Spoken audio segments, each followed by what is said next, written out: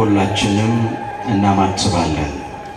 በስመ አብ ወወልድ ወመንፈስ ቅዱስ አሃዱ አምላክ አሜን።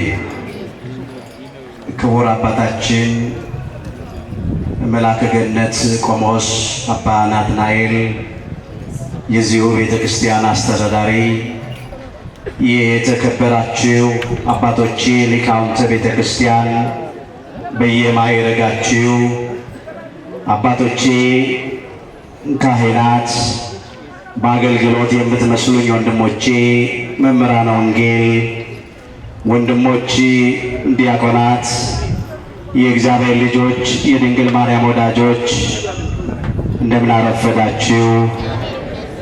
በቸርነቱ ሳይገባን የኃጢአታችንን ብዛትና የሰውነታችንን ክፋት ተመልክቶ ሳያጠፋን ዕድሜ ለንስሐ ሰጥቶ ዳግም በቅድስናው ስፍራ ሰብስቦ ስሙን እንድንጠራ ቃሉን እንድንሰማ የፈቀደልን የአባቶቻችን የቅዱሳን አምላክ የሰራዊት ጌታ እግዚአብሔር ስለማይነገረው ስጦታው ክብርና ምስጋና ይግባው። የእናታችን የእመቤታችን የቅድስተ ቅዱሳን የድንግል ማርያም የወላዲተ አምላክ ረድኤትና በረከት ለዘላለም በሁላችን ላይ አድሮ ይኖር። አምላካችን እግዚአብሔር ከሊቀ መላእክት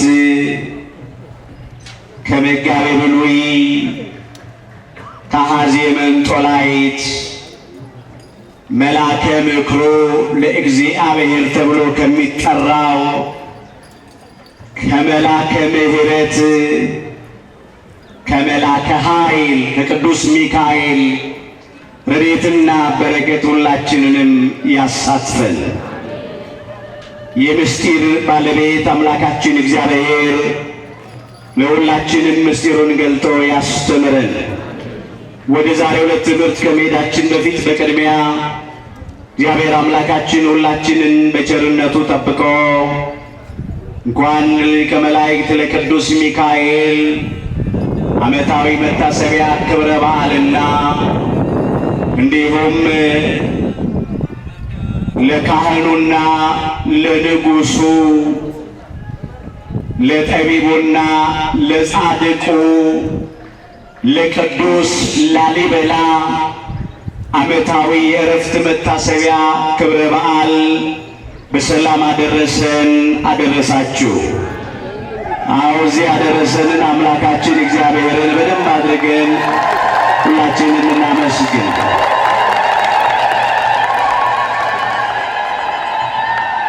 ቅዱስ ሚካኤል መጽሐፈ ሄኖክ ምዕራፍ 10 ቁጥር 12። በዛሬ አምላካችን እግዚአብሔር እንደረዳን መጠን በሚኖረን ጊዜ የምንማርበት የትምህርታችን ርዕስ ይሆናል። ቅዱስ ሚካኤል መጽሐፈ ሄኖክ ምዕራፍ 10 ቁጥር 12 ላይ የኃይለ ቃል ተመዝግቦ እናገኘዋለን።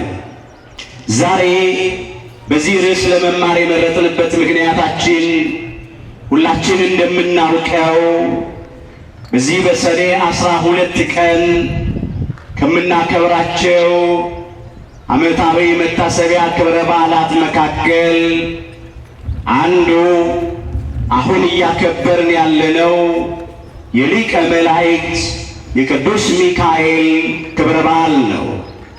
ከዚህ የተነሳ በዚህ ርዕስ ለመማር መርጠናል።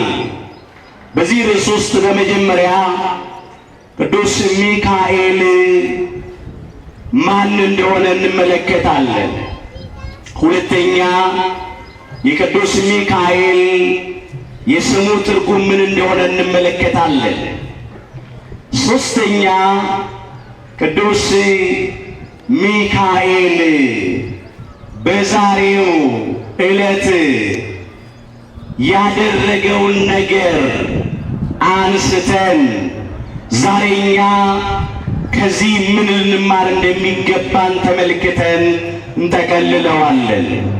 አምላካችን እግዚአብሔር በነገር ሁሉ ማስተዋልን ይስጠን። ቅዱስ ሚካኤል ማን ነው ስንል ከሰባቱ ሊቃነ መላእክት መካከል አንዱ ነው። ቅዱስ ዮሐንስ በራእዩ እንዲህ አድርጎ መዝግቧል። ራእየ ዮሐንስ ምዕራፍ 8 ከቁጥር 2 ጀምሮ የተመዘገበውን መመልከት ይቻላል። በእግዚአብሔር ፊት የሚቆሙትን ሰባቱን መላእክት አየሁ ይላል። ከነኚህ በእግዚአብሔር ፊት ከሚቆሙት ለአገልግሎት፣ ለጸሎት፣ ለምስጋና ከሚቆሙት ከሰባቱ ሊቃነ መላእክት መካከል አንዱ ሊቀ መላእክት ቅዱስ ሚካኤል ነው። ከእሳታውያኑ፣ ከብርሃናውያኑ፣ ከሰማያውያኑ ቅዱሳን መላእክት መካከል አንዱ ቅዱስ ሚካኤል ነው። ሚካኤል ማን ነው ስንል ከቅዱሳን መላእክት መካከል አንዱ ነው። በተለይም ከሰባቱ ሊቃነ መላእክት መካከል አንዱ ነው። ከዚህ ሁሉ ጋራ የእልፍ አእላፋት ወትእልፊት አእላፋት ቅዱሳን መላእክት አለቃቸው ቅዱስ ሚካኤል ነው። በቅዱሳት መጻሕፍት ውስጥ በብዙ ስፍራ የተመዝግቧል፣ መመልከት ይቻላል። ቅዱስ ሚካኤልን የመላእክት አለቃ እያለ ይጠራዋል።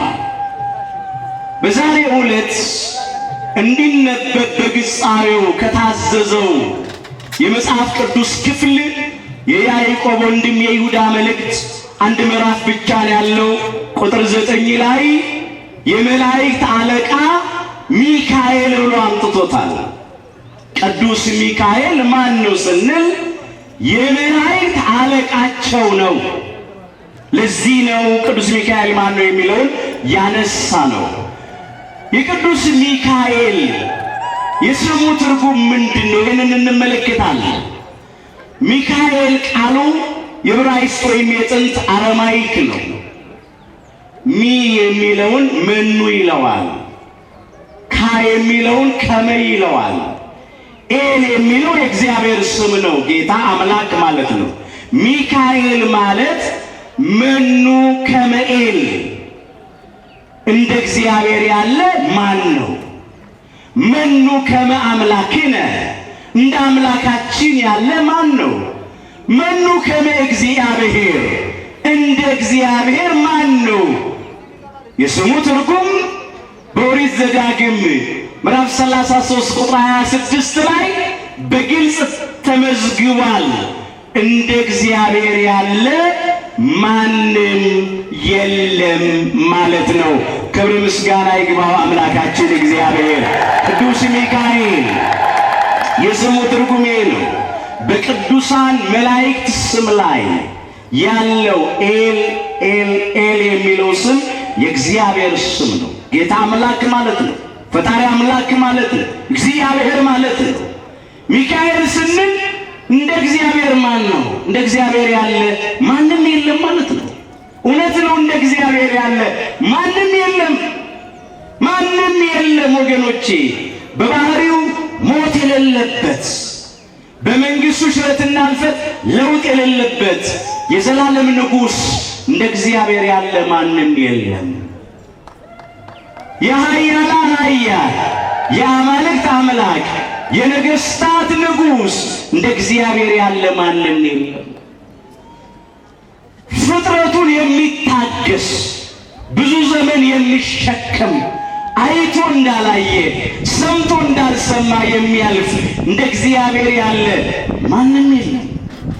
ይቅር ባይ መሐሪ ሩህሩህ የሆነ አምላክ እንደ እግዚአብሔር ያለ ማንም የለም። ለጋስ ቢሰጥ የማያልቅበት ሰጥቶ የማይጸጸት ሲሰጥ በልግስና በነፃ ያለ ዋጋ የሚሰጥ ሲሰጥ ለፍጥረቱ መልካም ስጦታ የሚሰጥ ከምንለምነው ሁሉ በላይ የሰጠን የሚሰጠን ከምናስበው ሁሉ ይልቅ እጅግ አብልጦ የሚያደርግልን እንደ እግዚአብሔር ያለ ማንም የለም። እጸድቅ አይል ጻድቅ፣ እቀደስ አይል ቅዱስ፣ እነጻ አይል ንጹሕ፣ እከብር አይል ክቡር፣ በባህሪው እንደ እግዚአብሔር ያለ ማንም የለም። ለጥበቡ ወሰን መጠን ልክና ድንበር የሌለው የጠቢባን ጠቢብ እንደ እግዚአብሔር ያለ ማንም የለም። ፍጥረቱን የሚወድ እኛን በገዛ ፈቃዱ የወደደን ሳንወደው አስቀድሞ የወደደን እየጠላ ነው እንኳን የወደደን ኃጢአተኞች ሳለን የወደደን እንዲያው ያለምንም ቅድመ ሁኔታ ያለምንም መስፈርት የወደደን በዘላለም ፍቅሩ የወደደንና የሚወደን እንደ እግዚአብሔር ያለ ማንም የለም። ምን ልበላችሁ? እንደ እግዚአብሔር ያለ ማንም የለም። ክብር ምስጋና ይግባው አምላካችን። ሚካኤል ማለት መኑ ከመ እግዚአብሔር፣ እንደ እግዚአብሔር ያለ ማን ነው? እንደ እግዚአብሔር ያለ ማንም የለም ማለት ነው። የስሙ ትርጉም ይሄ ነው።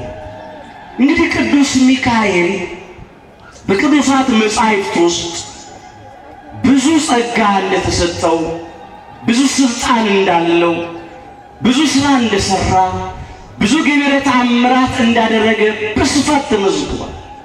አሁን በዚህ ጊዜ ውስጥ ሁሉንም ተርከን ዘርዝረን አንጨርሰውም። ነገር ግን ለዕለቱ የሚሆነንን ነገር ቅዱሳት መጻሕፍት እያነሳን በጥቂቱ እንመለከታለን።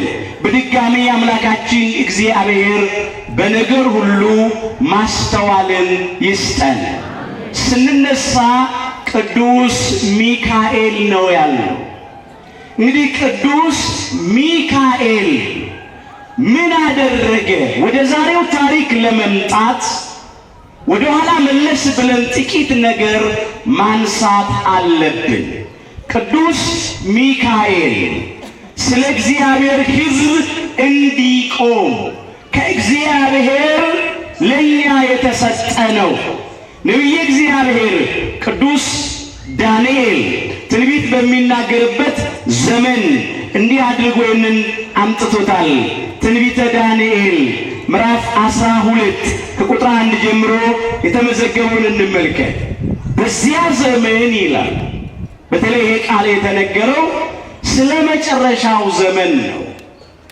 በዚያ ዘመን ስለ ሕዝብ ልጆች የሚቆመው ታላቁ አለቃ ሚካኤል ይነሳል ብሎ አምጥቶታል።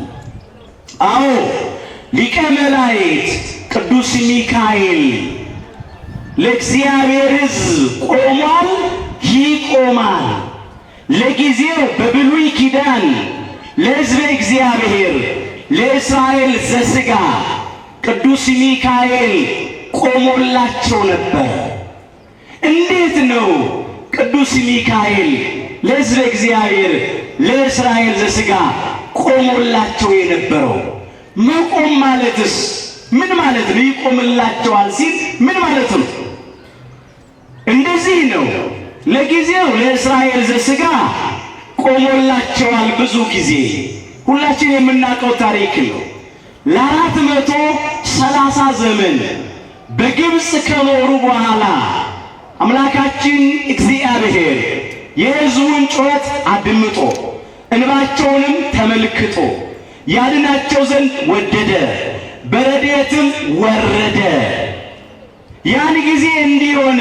እግዚአብሔር እንደተናገረ የሕዝቤን መከራ ፈጽሜ አይቼ መቃተታቸውንም ሰምቼ ላድናቸው ወረድኩ ነው ያለው በሐዋርያት ሥራ ምዕራፍ 7 ቁጥር 34 ላይ የተመዘገበ ኃይለ ቃል ነው። አምላካችን እግዚአብሔር በ9 ታላላቅ ተአምራት በ10ኛ ሞተ በኩር በ11ኛ ስጥመተ ኤርትራ ባሕር ሕዝቡን ከግብፅ ከባርነት ቤት ነፃ ባወጣቸው ጊዜ እስራኤላውያንን ይጠብቅ፣ ይረዳ፣ ይመራ፣ ይንከባከብ፣ ይታደግ የነበረ ለእግዚአብሔር ሕዝብ ለእስራኤል ዘሥጋ የቆመላቸው ቅዱስ ሚካኤል ነው። የኤርትራን ባህር ለሁለት ከፈለው፣ እንደ ግድግዳ አቆመው፣ እንደ ሳር ክምር አደረገው። ሕዝቡን ቅዱስ ሚካኤል ከእግዚአብሔር ተልኮ በደረቅ አሻገራቸው። ክብር ይግባው ሊቀ መላእክት ቅዱስ ሚካኤል። በኦሪት ዘጸአት ምዕራፍ 14 ቁጥር 19 ጀምሮ ይሄ ተመዝግቧል። መጋቤ ብሉይ ያሰኘው ይሄ ነው። ለእስራኤላውያን ቆመላቸው። በፊት ለፊታቸው የኤርትራ ባህር ተደቅኖ ነበረ በእስራኤላውያን ላይ። ከኋላቸው ፈርዖን ሰራዊቱን አስከትቶ እየገሰገሰ መጣ። ወደ ቀኝ ዞር ሲሉ ሊወጡት የማይችሉ ያፈጠጠና ያገጠጠ ተራራ ነበረ። ወደ ግራ ዞር ሲሉ ጭው ያለ ገደል ነበረ። አጣብቂኝ ውስጥ ገቡ። በሞት ጥላ ተከበቡ። አንዳንድ ጊዜ እንደዚህ ይሆናል ወገኖቼ።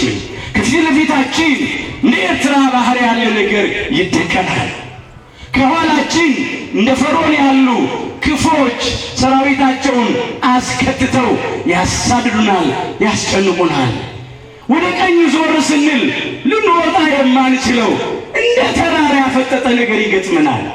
ወደ ግራም ዞር ስንል ግራችን ገደል ይሆንብናል።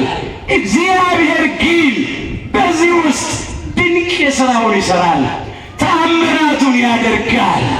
እስራኤላውያን ጠላቶቻቸው ግብፃውያንን አይተው ፈሩ ይላል፣ ደነገጡ ይላል።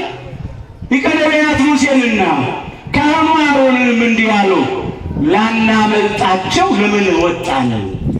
እዚያው ግብፅ ብንቀርና ብንሞት ይሻለናል። ይኸው እየገሰገሱ እየመጡ ነው። ባህሩን መሻገር አይችልም። በዚህም ተራራ ነው፣ በዚህም ገደል ነው፣ አልቆልናል አሉ። ወገኖቼ ሰው ሲጨርስ እግዚአብሔር መስራት ይጀምራል። የኛ አምላክ ዘግይቶ ቢነሳም ሲደርስ የሚቀድመው የለም። ለእርሱ በወጀብም በአውሎ ነፋስም ውስጥ መንገድ አለው። ተራራውን ደልዳላ ሜዳ ያደርገዋል፣ ባህሩን ይከፍለዋል፣ እንደ ግድግዳ ያቆመዋል፣ እንደ ሳር ክምር ያደርገዋል። እንዲህ ያላቸው እግዚአብሔር ዛሬ የምታያቸውን ግብፃውያንን ለዘላለም አታያቸውምና ቁሙ አለ እግዚአብሔር። በሃይማኖት ጽኑ አለ። የእግዚአብሔርንም ማዳን እዩ። እግዚአብሔር ስለ እናንተ ይዋጋል፣ እናንተም ዝም ትላላችሁ ተብሎ ነው የተጻፈው። እንግዲህ እግዚአብሔር ውጊያውን ጀመረ። ማንን ልኮ? መልአከ ምሕረት፣ ሩሩን መልአክ፣ የይቅርታውን መልአክ ቅዱስ ሚካኤልን ልኮ ለእስራኤላውያን መዋጋት ጀመረ። እግዚአብሔር በእስራኤላውያንና በግብፃውያን መካከል ገባ ይላል ቃሉ ነው የሚለው። እዚያ ዘጸአት 14 ቁጥር 19 ጀምሮ ከዚያም እንደዚህ ሆነ፣ በግብፃውያን ላይ ጨለማ አደረገባቸው ይላል። ለእስራኤላውያን ግን ሌሊቱን ሁሉ አበራላቸው ይላል። ስለምን ቢሉ ምክንያቱ እንዲህ ነው። ግብፃውያን ከዛች ስፍራ እንዳይንቀሳቀሱ በጨለማ ዘጋቸው፣ አቆማቸው። እስራኤላውያን ደግሞ ያለምንም ችግር እንዲጓዙ ሌሊቱን አበራላቸው። ክብር ይግባው ሊቀ መላእክት ቅዱስ ሚካኤል ቆመላቸው። ይህም ብቻ አይደለም፣ መቆም እንደዚህ ነው ወገኖቼ። በግብፃውያን ላይ ያጨለመ ለእስራኤላውያን አበራ። እንዲህ ነው። ሌላ ነገር እስራኤላውያን ጠላቶቻቸው ግብፃውያንን አይተው እንዳይፈሩ፣ እንዳይደነግጡ፣ እንዳይጨነቁ ቅዱስ ሚካኤል ገባና በክንፉ ጋረዳቸው፣ በክንፈ ረድኤቱ ጋረዳቸው። ጠላቶቻችሁን እያያችሁ አትደንግጡ አለ፣ አትፍሩ አለ፣ አትጨነቁ አለ። ጨለማ ለጦርነት አይመችም። ግብፃውያን ጦራቸውን እንዳይሰብቁ መንገዳቸውን እንዳይጓዙ ሰይፋቸውን እንዳይሰነዝሩ አጨለመባቸው።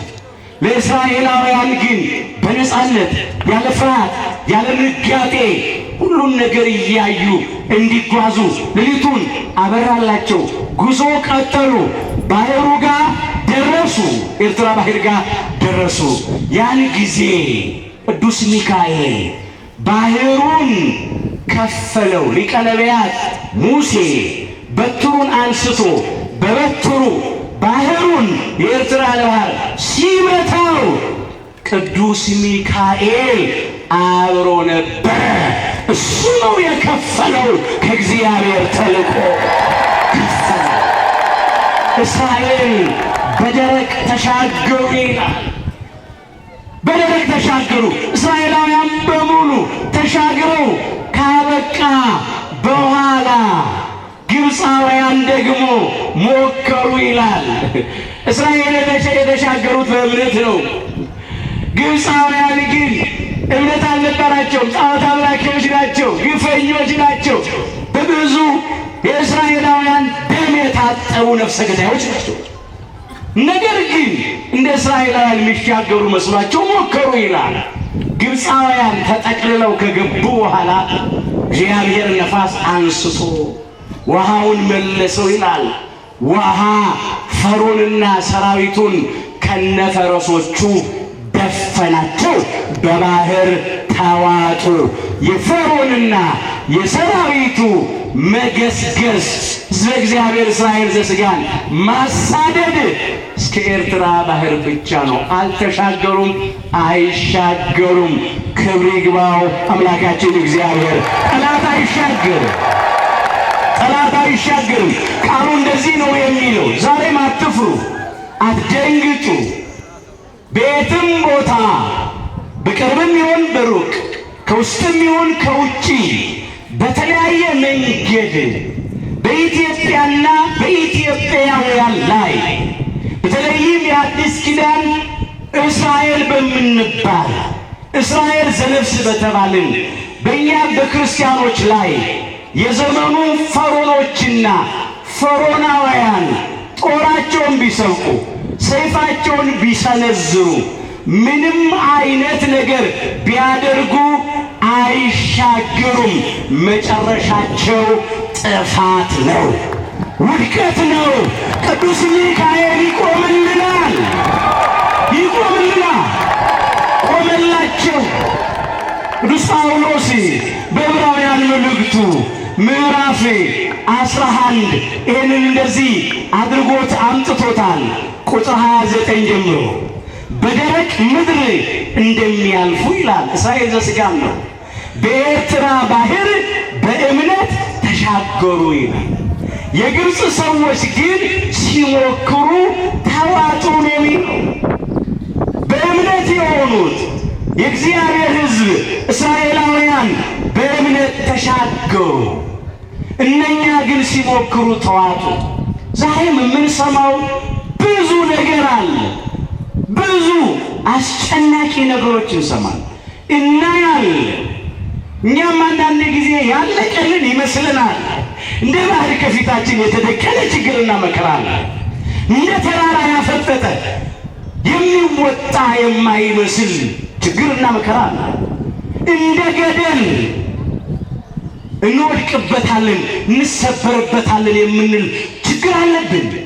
ጠላት ደግሞ በተለያየ መንገድ ጦሩን ይሰብቃል፣ ሰይፉን ይሰነዝራል፣ ሰራዊቱን ያዘጋጃል። ብዙ አይነት ውጊያ ነው፣ ብዙ አይነት ሰልፍ ነው ያለው። ነገር ግን እውነቴን ነው የምላችሁ፣ የቱንም ያህል በሞት ጥላ ብንከበብ እግዚአብሔር የሚያስደንቅ ምሕረቱን መልአኩ ቅዱስ ሚካኤልን ልኮ ያሳየናል። ክብር ይግባው፣ ይገልጠዋል። እኛ ዝም ብለን እንቁም። ዝም ብሎ መቆም በእምነት መቆም ነው። ሳንጠራጠር፣ ልባችን ሳይከፈል፣ በሁለት ልብ ሳናነክስ፣ እንደ ገበቴ ላይ ውሃ ሳንወላውል በፍጹም ልብ አምነን እንቁም። በተስፋ እንጽና፣ እንቁም። ተስፋ አንቁረጥ። ጠላት ዓላማው ተስፋ ማስቆረጥ ነው። እስራኤላውያን ተስፋ ሊቆርጡ ደርሰው ነበር። ነገር ግን እግዚአብሔር እንዲህ አለ፣ ዛሬ የምታያቸውን ግብፃውያንን ለዘላለም አታያቸውምና ቁሙ። እግዚአብሔር ስለ እናንተ ይዋጋል፣ እናንተም ዝም ትላላችሁ ነው ያለው። እውነት ነው። ብዙ ተስፋ የሚያስቆርጡ ነገሮች እናያለን፣ እንሰማለን። ግን ተስፋ አንቁረጥ፣ በተስፋ ጸንተን እንቁም፣ እንታገስ። ሌላው ዝም ብሎ መቆም በትዕግስት ነው። የእግዚአብሔርን ጊዜ እንጠብቅ። ችግር፣ መከራ፣ ስቃይ፣ ፈተና ለጥቂት ጊዜ ነው፣ ያልፋል። እግዚአብሔር ያሳልፈዋል።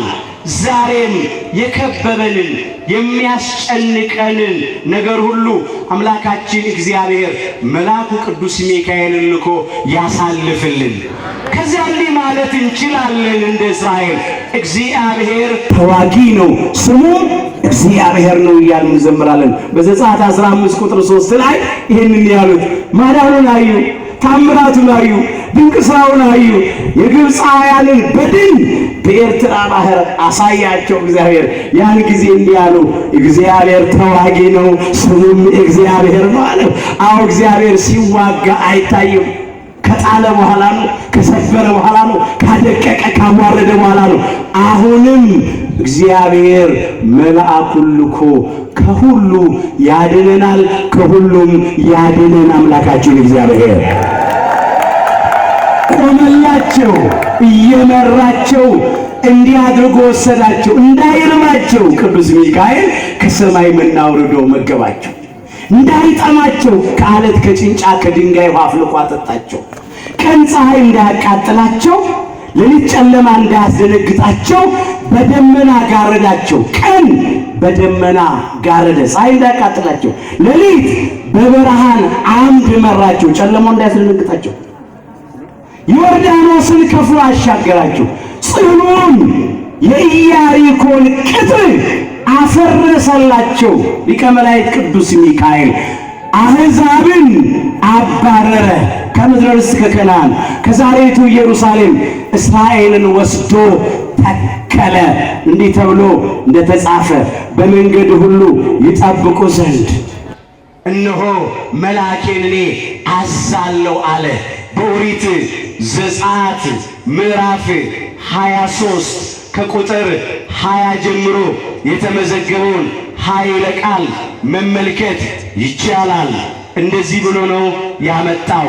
በመንገድህ ይጠብቅ ዘንድ ይላል፣ ወደ አዘጋጀሁትም ስፍራ ያገባ ዘንድ እነሆ እኔ መልአክን በፊትህ እልካለሁ፣ በፊትህ እሰዳለሁ አለ እግዚአብሔር አምላካችን። በመንገድህ ይጠብቅ ዘንድ ለጊዜው እስራኤል ዘሥጋ ወደ አዘጋጀሁትም ስፍራ ወደ ምድረ ርስት ወደ ከነዓን ያገባ ዘንድ ወደ ኢየሩሳሌም ያገባ ዘንድ እነሆ እኔ መልአክን በፊት እሰዳለሁ። ሊቀ መላእክት መልአከ ምሕረት ቅዱስ ሚካኤልን በፊት እልካለሁ። በፊቱ ተጠንቀቁ፣ በመልአኩ ፊት ቃሉንም አድምጡ፣ የቅዱስ ሚካኤልን ቃል። ስሜም በእርሱ ስለሆነ አለ። ስሜ በማን ስለሆነ? በደንብ አስረግጣችሁ ተናገሩ። ስሜ በማን ስለሆነ? በእርሱ አለ። የእግዚአብሔር ስም በመላእክቱ ላይ ነው። ስሜ በእርሱ ስለሆነ ኤል የሚለው ስም የእግዚአብሔር ስም ስሜ በእርሱ ስለሆነ ኃጢአት ብትሰሩ ይቅር አይልምና አታስመሩት። አንተ ግን ቃሉን ብትሰማ ያልኩህንም ሁሉ ብታደርግ አለ በሊቀ ነቢያት በሙሴ በኩል ለሕዝበ እግዚአብሔር ለእስራኤል ሥጋ መናገሩ ነው። ጠላቶችህን እጣላቸዋለሁ፣ የሚያስጨንቁህንም አስጨንቃቸዋለሁ፣ መልአኬ በፊትህ ይሄዳልና አለ። ዛሬም አምላካችን እግዚአብሔር መልአኩን ልኮ የሚያስጨንቁንን ያስጨንቅልን። ከኛ ጋር የሚሰለፉትን የሚታገሉትን የሚዋጉትን በሙሉ እግዚአብሔር መልአኩን ልኮ ይጣልልን። መልአኬ በፊት ይሄዳል። ቅዱስ ሚካኤል በፊታቸው እየሄደ ከግብፅ አውጥቶ ኢየሩሳሌም አደረሳቸው፣ ቅፋቱን እያስወገደ። ዛሬም መልአኩ ቅዱስ ሚካኤል ከፊታችን እየሄደ ወደ መንግሥተ ሰማያት ወደ ሰማያዊት ኢየሩሳሌም ያደርሰናል። ተስፋ እናደርጋለን። ክፋቱን ያስወግድልናል። ጠላቶቻችንን ድል ያደርግልናል። ስለኛ ይቆምልናል። አሁንም ቅዱስ ሚካኤል ይቆምልን። አዎ ቆሞ አድርሷቸዋል። እኛም እየተጓዝን በግብፅ ከተመሰለች ከሲኦል ከባርነት ቤት ነፃ ወጥተን በፈርዖን ከተመሰለው ከዲያብሎስና ከሰራዊቱ ነፃ ወጥተን ወደ ሰማያዊት ኢየሩሳሌም ወደ መንግሥተ ሰማያት የነፃነት ጉዞ እየተጓዝን በመንገዳችን ላይ ብዙ እንቅፋት አለ፣ ብዙ ችግር መከራ አለ። ዛሬም በመንገዳችን እንዲጠብቀን እግዚአብሔር ወደ አዘጋጀልን ምድራዊት ወደ አይደለች ሰማያዊት፣ ስጋዊት ወደ አይደለች መንፈሳዊት፣ ጊዜያዊት ወደ አይደለች ወደ ዘላለማዊቷ በሰው ዓይን ወዳልታየች፣ በሰው ልብ ወዳልታሰበች፣ በሰው ጆሮ ወዳልተሰማች ወደ መንግሥተ ሰማያት እንድንደርስ የሚመሩን፣ የሚጠብቁን፣ የሚረዱን፣ የሚቆሙልን፣ የሚያማልዱን ቅዱሳን መላእክት ከእግዚአብሔር ተሰጥተውናል። ከነኚህ ደግሞ አንዱ ዛሬ መታሰቢያውን እያደረግን እያከበር ነው ያለነው ሊቀ መላእክት ቅዱስ ሚካኤል ነው። ክብር ይግባው። ይቆምልናል። መቆም አንዱ ይሄ ነው። ሌላውም መቆም ወገኖቼ ጠላታችንን ድል ማድረግ፣ ከጠላታችን ጋር መከራከር ነው። ይህንንም እንመልከት። በዛሬው በሚነበበው አንዱ መልእክት በንፍቁ ዲያቆን በሚነበበው እንደዚህ ተብሎ ተመዝግቧል። የያዕቆብ ወንድም የይሁዳ መልእክት ቁጥር 9 ላይ ሊቀ መላእክት ቅዱስ ሚካኤል ይላል ስለ ሙሴ ሥጋ ከዲያብሎስ ጋር በተከራከረ ጊዜ እግዚአብሔር ይጣል አለው እንጂ የስድብን ነገር ሊናገር አልወደደም፣ አልደፈረም። እንደዚህ ነው ነገሩ። እስራኤላውያን ሊቀ ነቢያት ሙሴን በጣም ያከብሩታል፣ በጣም ይወዱታል። ሁላችን እንደምናውቀው ሙሴ ኢየሩሳሌም ሳይደርስ ምድረ ርስት ከነዓን ሳይወርስ መንገድ ላይ ነው ያረፈው። በዚያ ጊዜ ምን አደረገ? መቃብሩን ማንም ሰው እስካሁን አያውቅም። ምን አለ? ዲያብሎስ የሙሴን መቃብር ላሳያችሁ ብሎ በምትሃት ጣዖት ሊያስመልክ ፈለገ። ያን ጊዜ ነው ሊቀ ነቢያት ሙሴ መቃብሩን ለማሳየት በምትሃት ፈልጎ ሥጋውን ልስጣችሁ ብሎ ጣዖት አድርጎ ሊያስመልከው በፈለገ ጊዜ ቅዱስ ሚካኤል ከዲያብሎስ ጋር ተከራከረ። ዲያብሎስን ገሰጸው። እግዚአብሔር ይጣልህ አለው። ለምን? እስራኤላውያን ሙሴን ከማድነቅ አልፈው ሥጋውን እስከ ማምለክ ሊደርሱና ከእግዚአብሔር ጋር ሊጣሉ ስለነበር፣ እግዚአብሔር ደግሞ በአምልኮቱ ቀናተኛ ነው። ማንም እንዲገባበት አይፈልግም። አምላኬ እግዚአብሔር ቀናተኛ አምላክ የሚባላ እሳት ነው ተብሎ ተጽፏል በዘዳግም 4 ቁጥር 24 ላይ። ማንንም እንደ እግዚአብሔር ልንወድ አይገባም። ማንንም ምንንም ከእግዚአብሔር ጋር ልናስተካክል አይገባም። እንኳን ከእግዚአብሔር ልናስበልጥ ቀርቶ እስራኤል ግን ባለማወቅ እዚያ ውስጥ ሊገቡ ነበር፣ ሊሸነፉ ነበር። ለዚህ ነው ያንን ረቂቅ አሳች የስህተት የኃጢአት አባት ዲያብሎስን ድል አደረገላቸው፣ ቆመላቸው። ሰልፉን ያውቀዋል፣ ጦርነቱን ያውቀዋል፣ ትግሉን ያውቀዋል። ቀድሞም ቢሆን በሰማይ በተደረገው ሰልፍ ጦርነት በሊቀ መላእክት በቅዱስ ሚካኤል ፊት አውራሪነት ነው ዲያብሎስ የተሸነፈው። ክብር ይግባው ቅዱስ ሚካኤል የተሸነፈው። ሲያለ ነገር እናንሳ። እንደዚህ ተብሎ ተጽፏል በዮሐንስ ምዕራፍ 12 ቁጥር 7 ጀምሮ በሰማይ ሰልፍ ሆነ ይላል። ሰልፍ ያለው ጦርነት ነው። የመጀመሪያው ጦርነት የተደረገው በሰማይ ነው። ጦርነቱም እንዲህ ነበረ። ሚካኤልና መላእክቱ ዘንዶን ተዋጉ። ሊቀ መላእክት ቅዱስ ሚካኤል ቅዱሳን መላእክትን ይዞ በሱ ፊት አውራሪነት በሱ መሪነት ዘንዶን ተዋጉት። ዘንዶ የተባለ የቀደመው እባብ የተባለ ሰይጣን ዲያብሎስ ነው። ዲያብሎስ የቀድሞ ሳጥናኤል በትዕቢቱ በተሰጠው ጥበብ ተመክቶ አምላክነትን ቀምቶ ለመውሰድ በመሻት የወደቀ የተዋረደ ነው። ውጊያ ሆነ፣ ሰልፍ ሆነ። ያን ጊዜ ቅዱስ ሚካኤል ዘንዶውን ሰይጣን ዲያብሎስን ድል አደረገው። ዲያብሎስም ከነሰራዊቱ ወረደ፣ አልቻለም፣ ተሸነፈ። ክብር ይግባው አምላካችን እግዚአብሔር። ተሸነፉ። ሰይጣን በሰማይ ሰልፍ በሰማይ ጦርነት በቅዱስ ሚካኤል ተሸንፏል። ቅዱስ ሚካኤል ሰልፉን ያውቀዋል፣ ትግሉን ያውቀዋል። ጠላት ዲያብሎስን ድል አድርጎታል። ዛሬ ግን በምድር ባለው ጦርነት በምድር ባለው ሰልፍ አንዳንዶቹን ዲያብሎስ አሸንፏቸዋል። በክህደት ያሸነፋቸው፣ በጥርጥር ያሸነፋቸው፣ በአምልኮ ጣዖት ድል ያደረጋቸው። አንዳንዶቻችንም በኃጢአት ተሸንፈናል፣ በዝሙት የተሸነፍናል፣ በመለያየት በመበላላት በቂምና በበቀል በኃጢአት በነውርና በርኩሰት በጨለማ ሥራ በሥጋ ሥራ የተሸነፍናለን። ወገኖቼ ዛሬም ሊቀ መላእክት ቅዱስ ሚካኤል በጠላት በዲያብሎስ እንዳንሸንፍ ጠላት ዲያብሎስን እንድናሸንፍ ለሁላችንም ይቁምልን፣ ይቆምልናል። ተሰጥቶናል። በቃል ኪዳኑ መተማመን ነው። እርዳን ማለት ነው። ቁምልን ማለት ነው። አድነን፣ ታደገን፣ አማልደን ማለት ነው። ቆመ ለእስራኤላውያን በዲያብሎስ እንዳይሸነፉ ለእኛም ይቆማል። ይህም ብቻ አይደለም። ይቆማል ማለት እግዚአብሔር ከምሕረት ወደ መዓት ሲሄድ፣ ከትዕግስት ወደ ቁጣ ሲሄድ፣ ሕዝቡን ሲቀጣ ሲገስጽ ማራቸው፣ ራራላቸው፣ ይቅር በላቸው ብሎ ደግሞ ይለምናል። መቆም ሌላ ነው። በትንቢተ ዘካርያስ ምዕራፍ 1 ቁጥር 12 ላይ የተመዘገበውን ታሪክ መመልከት ይቻላል። እንደዚህ ሆነ ነው የሚለው። እስራኤላውያን በደላቸው በዛ፣ ኃጢአታቸው በዛ። ስለዚህ እግዚአብሔር ብዙዎቹ በከለዳውያን ሰይፍ እንዲያልቁ አደረገ። በሰይፍ ተመቱ።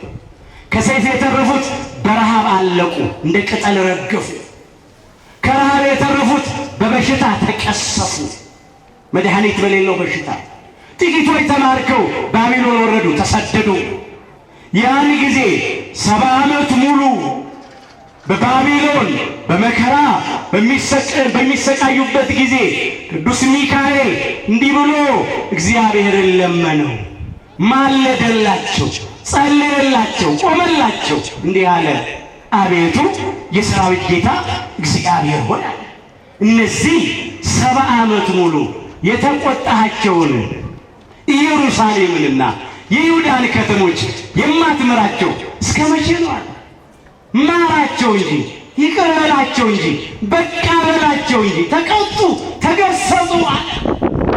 እግዚአብሔርም ለመልአኩ ለቅዱስ ሚካኤል በመልካምና በሚያጽናና ቃል ተናገረው ይላል። ይቀጥልና ጸሎትን ሰምቻለሁ፣ ምልጃህንም ተቀብያለሁ፣ ወደ ኢየሩሳሌም በምሕረት ተመልሻለሁ። ሕዝቤ እስራኤላውያን ከባቢሎን ከባርነት ቤት ነፃ ይወጣሉ፣ ከምርኮ ይመለሳሉ፣ የፈረሰውንም ቤተ መቅደሴን ይሰራሉ ብሎ እግዚአብሔር በቅዱስ ሚካኤል ጸሎት ምልጃ ከመዓት ወደ ምሕረት ከቁጣ ወደ ትዕግስት ዘንበል አለ። ክብር ይግባው አምላካችን፣ ለእኛም ዘንበል ይላል። ኢትዮጵያውያን ዛሬም ቅዱስ ሚካኤል ይቆምልናል፣ ይጸልይልናል።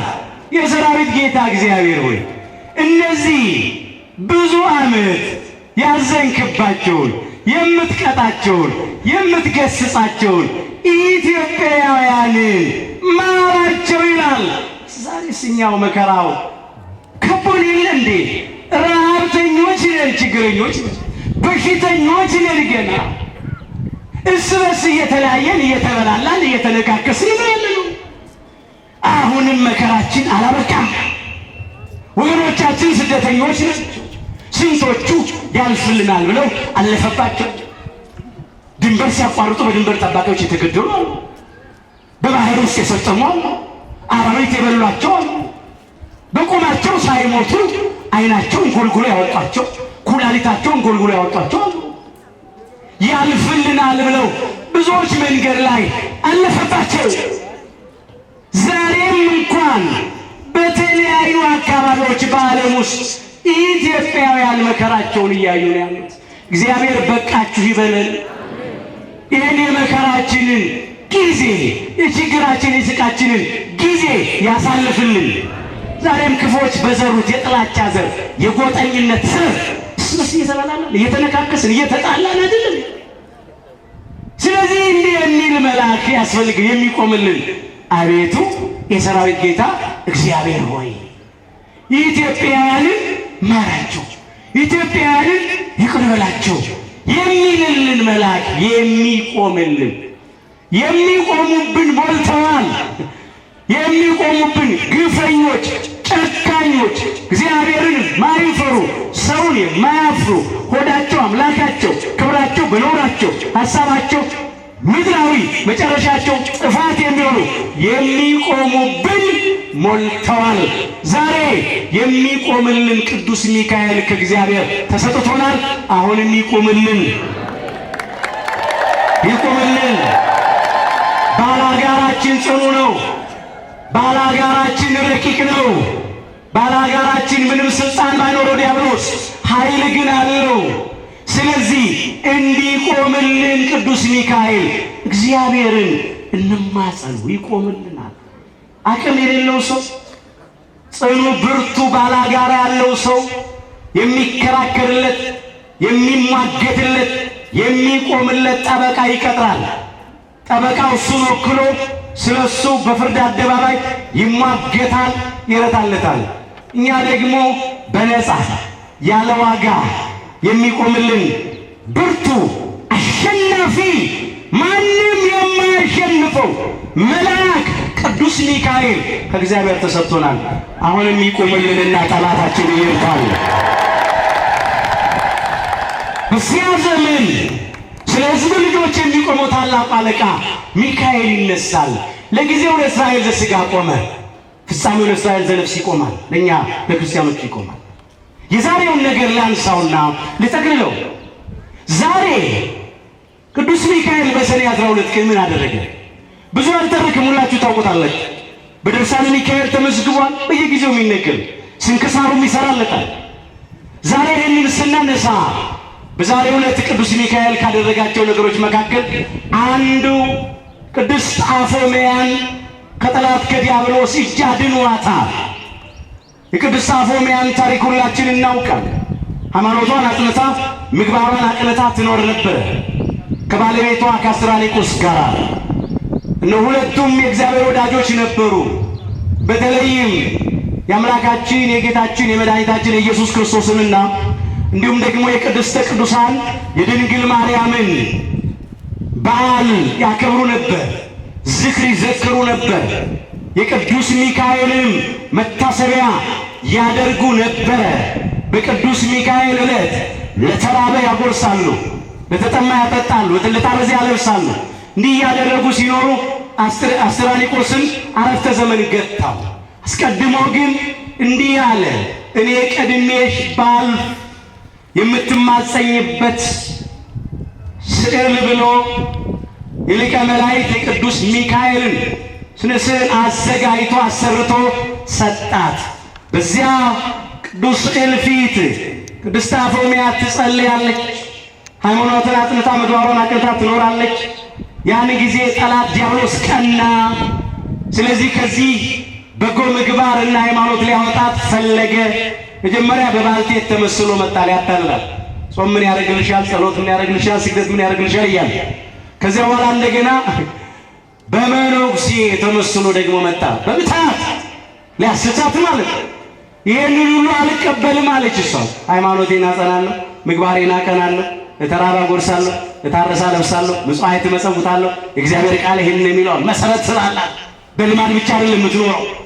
ከዚህ አሁን ደግሞ እንደገና ሰይጣን የብርሃን መልአክ መስሎ ደግሞ መጣ። ቅዱስ ሚካኤል ላይ ብሎ መጣ። መጽሐፍ እንደዚህ ይላል፣ ሰይጣን የብርሃን መልአክ እስኪመስል ራሱን ይለውጣል ተብሎ ተጽፏል። ሁለተኛ ቆሮንቶስ ምዕራፍ 11 ከቁጥር 14 ጀምሮ እስቲ እንመልከት። ይህም ድንቅ አይደለም? ሰይጣን ራሱ ያ የጨለማው መልአክ የኃጢአት የሐሰት አባት የብርሃን መልአክ እንዲመስል ራሱን ይለውጣልና ይላል። እስከዚህ ድረስ በምትሃት ይለውጣል። እንግዲህ አገልጋዮቹ ደግሞ አለ የሰይጣን አገልጋዮች የዲያብሎስ ተከታዮች የጽድቅን አገልጋዮች እንዲመስሉ ራሳቸውን ቢለውጡ ታላቅ ነገር አይደለም፣ ፍጻሜያቸው እንደ ስራቸው ይሆናል ተብሎ ተጽፏ። ሰይጣን የብርሃን መልአክ መስሎ መጣ። ሚካኤል ነኝ። ከዚያ ምን አለ? እነሆ የብርሃን መልአክ ነኝ ብሎ ሰይጣን ሲመጣ አፎሚያ እንዲህ አለች፣ አንተማ ሚካኤል አይደለም፣ ሚካኤልን አትመስልን። ለምን? ቅዱስ ሚካኤል መስቀል ይዞ ነው፣ ስዕሉ እሱ ነው። አንተ መስቀል የለም። መስቀል ለኛ ምንም እኮ ያደርግልን። መስቀል እኮ ለአዳምና ለልጆቹ ነው እንጂ እኛ መላእክት መስቀል ምን ያደርግልናል? ለማታለል። ከዚያ ምን አለች እሷ? እንግዲህ እውነት አንተ ሚካኤል ከሆንክ ስዕሉን ይዤ እመጣለሁ፣ ከዚያ በኋላ የምታደርገው ነው ያለ አለች። ስዕሉን ይዛበት ስትወጣ ታገላት ይላል፣ ተናነቃት ይላል፣ ሊገድላት። ያን ጊዜ ሊቀ መላእክት ቅዱስ ሚካኤል ከሰማይ ወረደ፣ ዲያብሎስንም ድል አደረገላት፣ አፎሚያን ከሰይጣን መንጋጋ አዳናት። ዛሬም ያድነናል። ዲያብሎስ እንዲህ ተመስሎ መጣ። ዛሬ የእኛን ቆብ አጥልቀው፣ የእኛን ጥምጥም ጠምጥመው፣ የእኛን መስቀል አንጠልጥለው፣ የእኛን ካባ ደርበው፣ በእኛ ቋንቋ እየተናገሩ እኛ ወደ ምድር ላይ እየቆሙ እስኪታወቅባቸው እኛ መቅደስ ውስጥ እየገቡ የጭቃ ውስጥ እሾሆች ቢሳሳውናል። ቤተ መቅደስ ምን ያደርጋል? መስቀል ምን ያደርጋል? መላእክት ምን ያደርጋሉ? እመቤታችን ምን ታደርጋለች? እያሉ የማይገባ ነገር የሚናገሩ አሉ። ጾም ምን ያደርጋል? ቅዳሴው ረዥም ነው፣ ጾሙ በዝቷል እያሉ ከሃይማኖት እንድንወጣ፣ ከምግባር እንድንለይ፣ ከትሩፋት እንድንርቅ የሚፈልጉ አሉ። እኛ ግን እንደ ቅድስት አፎሚያ ስር ሰደን አድገን ዲያብሎስንና ሰራዊቱን እምቢ ማለት አለብን። እስቲ ከኔ ጋር በሉ፣ እንግዲህ ለእግዚአብሔር ተገዙ በሉ፣ ዲያብሎስን ግን ተቃወሙት፣ ከእናንተ ይሸሻል። ወደ እግዚአብሔር ቅረቡ፣ ወደ እናንተ ይቀርባል። እንዲህ ተብሎ ነው የተጻፈው በያዕቆብ መልእክት ምዕራፍ 4 ቁጥር 7።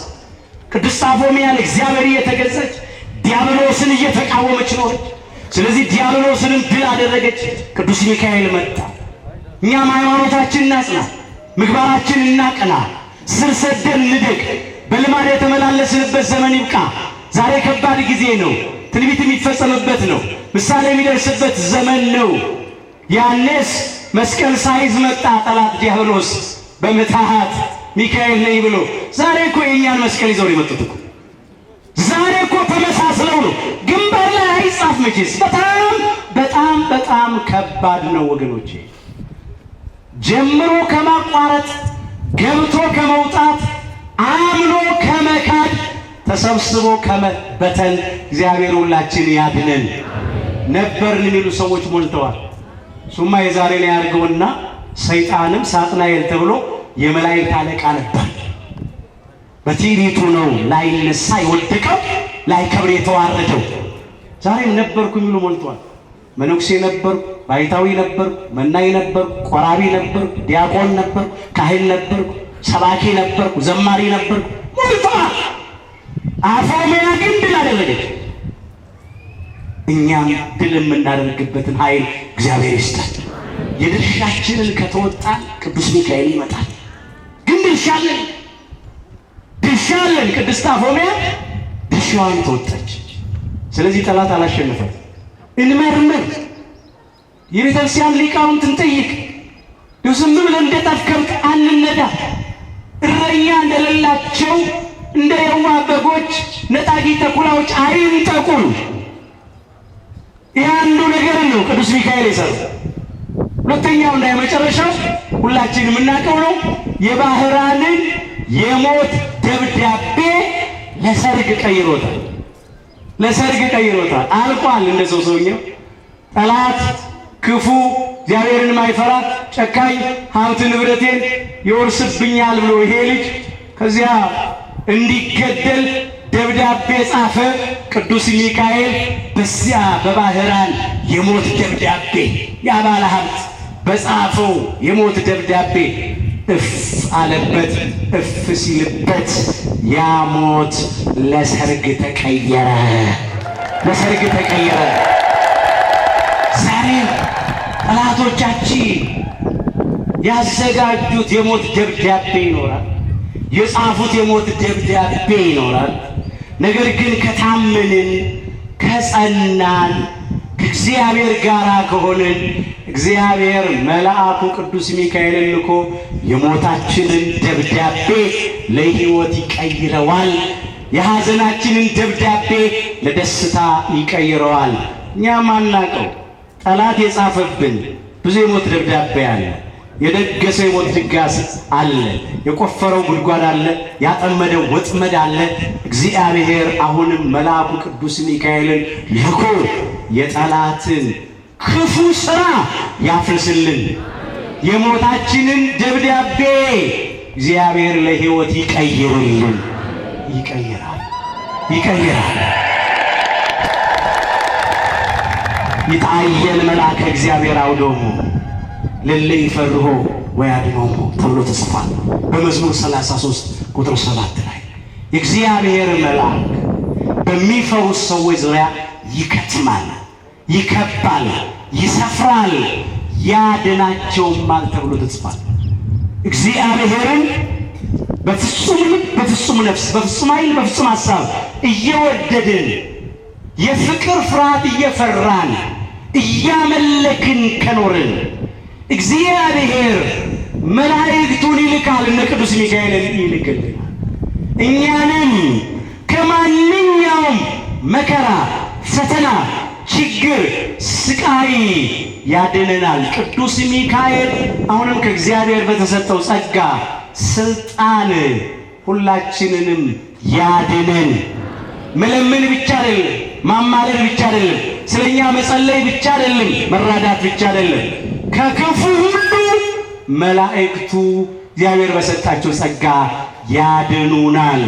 ከበሽታው፣ ከረሃቡ፣ ከመለያየቱ፣ ከስደቱ፣ ከመከራ ሥጋ፣ ከመከራ ነፍስ ዓይኖቻችን ከሚያዩት ክፉ ነገር፣ ጆሮቻችን ክፉ ከሚሰሙት ነገር ሁሉ ቅዱስ ሚካኤል ሁላችንንም ያድነን። አፎሚያን ያዳነ፣ ባህራንን ያዳነ እኛንም ያድነን። የሚያድነን ጠፍቷል። አዎ የሚረዳን ጠፍቷል። ስለዚህ አድነን እንበለው፣ ያድነናል። በዚያ ዘመን ስለ ሕዝብ ልጆች የሚቆመው ታላቁ አለቃ ሚካኤል ይነሳል።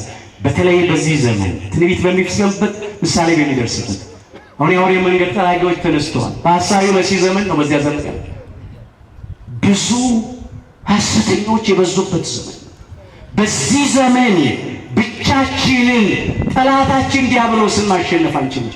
ብቻችንን ይህን የመከራ ቀን ማለፍ አንችልም። የሚቆምልን ቅዱስ ሚካኤል ተሰጥቶናል። አሁን ቆምልን እንበለው። ይርዳችሁ፣ ይቆምላችሁ፣ ያድናችሁ፣ ይጠብቃችሁ ተብሎ ሲሰጠን አያስፈልገንም ማለት የለብንም። እንዴ አቅማችን እናውቃለን እኮ ድካማችንን እናውቃለን። ምን ይላሉ አበው? ባለቤቱን ካልናቁ አጥሩን አይነቀንቁ። እንደ ባለቤት ማን ነው? አምላካችን እግዚአብሔር። እንደ አጥር እንደ ቅጥር ሰራዊቱ የሰማይ መላእክት እነ ቅዱስ ሚካኤል ናቸው። አጥር ናቸው፣ ቅጥር ናቸው። አሁንም ቅዱስ ሚካኤል ሁላችን ይጠብቃል። የመጨረሻ አንድ የመጽሐፍ ቅዱስ ቃል እንመልከትና ይበቃናል። ቅዱስ ጳውሎስ በዕብራውያን መልእክቱ ምዕራፍ 1 ቁጥር 12 ጀምሮ እንዲህ አድርጎ አምጥቶታል። እንዲህ ይላል ሁሉ ይላል ቁጥር 14 ላይ ወረድ ብዬ አየዋለሁ። ዕብራውያን ምዕራፍ 1 ቁጥር 14 ሁሉ መዳንን የወርሱ ዘንድ ዕብራውያን ምዕራፍ 1 ቁጥር 14 ጀምሮ ሁሉ መዳንን የወርሱ ዘንድ ስላላቸው ለማገዝ የሚላኩ የሚያገለግሉም መናፍስት አይደሉምን? አሁን እዚህ ላይ ሁሉም ብሎ ያመጣቸው እልፍ አእላፋት ወትእልፊት አእላፋት ቅዱሳን መላእክት እኛን ለማገዝ፣ እኛን ለመርዳት፣ እኛን ለመጠበቅ፣ እኛን ለማዳን ከእግዚአብሔር የተሰጡን ናቸው። መዳንን እንድንወርስ መንገድ ላይ እንዳንቀር፣ በኃጢአት ተሰነካክለን እንዳንወድቅ፣ በበደል እንዳንረክስ፣ በጥርጥር በክህደት እንዳንወድቅ፣ በዲያብሎስና በሰራዊቱ ድል እንዳንደረግ እኛን ለማገዝ ለመርዳት እንድንድን ዘንድ ከእግዚአብሔር የተሰጡ ናቸው። አንዱ ደግሞ ሊቀ መላእክት ቅዱስ ሚካኤል ነው። ለሁላችንም ይቁምልን፣ ሁላችንንም መርቶ ወደ መንግሥተ ሰማያት ያድርሰን። ቅዱስ ሚካኤል መጽሐፈ ሄኖክ ምዕራፍ 10 ቁጥር 12 ሊቀ መላእክት መጋቤ ብሉይ መልአከ ምክሩ ለእግዚአብሔር ቅሩበ እግዚአብሔር መልአከ ኃይል አሐዜ መንጦላይት ተብሎ የሚጠራው መልአከ ምሕረት ቅዱስ ሚካኤል በቃል ኪዳኑ ከሁላችን ጋር ለዘላለም ይኖር። አሁንም እኛ ከማናውቀው እሱ ከሚያውቀው ከጠላት ከዲያብሎስና ከሰራዊቱ ከማንኛውም መከራ ሥጋ መከራ ነፍስ እግዚአብሔር በሰጠው ጸጋና ስልጣን ቅዱስ ሚካኤል ሁላችንን ያድነን። አምላካችን እግዚአብሔር በቸርነቱ የሁላችንንም መጨረሻችንን ያሳምራል።